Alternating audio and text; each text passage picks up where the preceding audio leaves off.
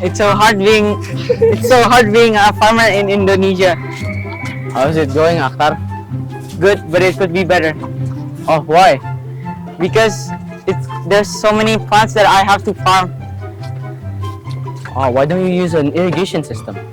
Well, if I do, then the crops will be smaller, which means that it will decrease the value of the crops. Why don't we use an irrigate? Why don't we make a robot? Great idea!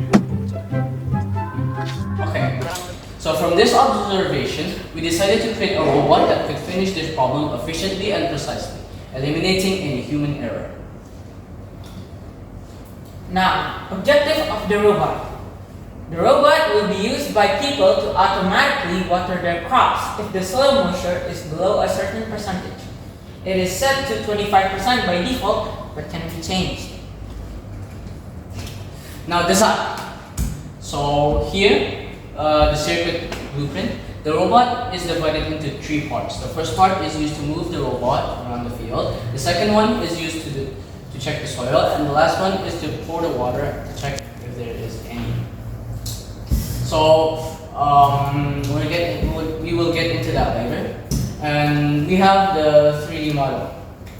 This design is a combination of all the separate parts into one.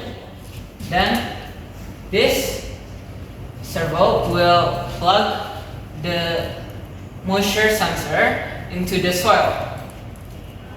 If the soil moisture is below 25%, then this servo will open the water to pour on to the soil.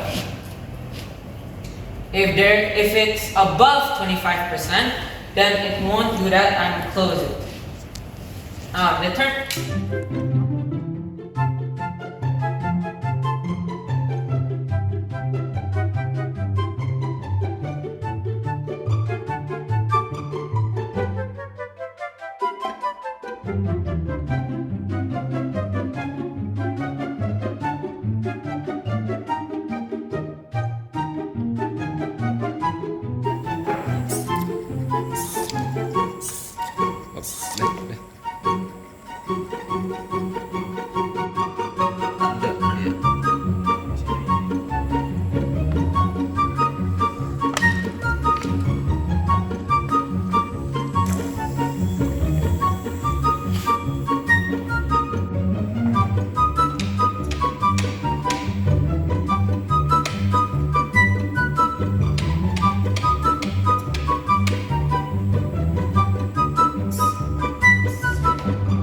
Scientific principles. The 2 probes on the sensor act as a variable resistor, and the resistor depends on how much moisture is in the soil.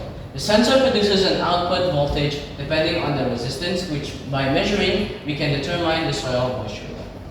And also with the ultrasonic sensors, basically it's sending an ultrasonic wave and then receiving back so it can measure the distance. In that way, we can determine if the distance is short or long between the water containers. And so we can see if the water needs refilling or not. Thank you for listening to our presentation.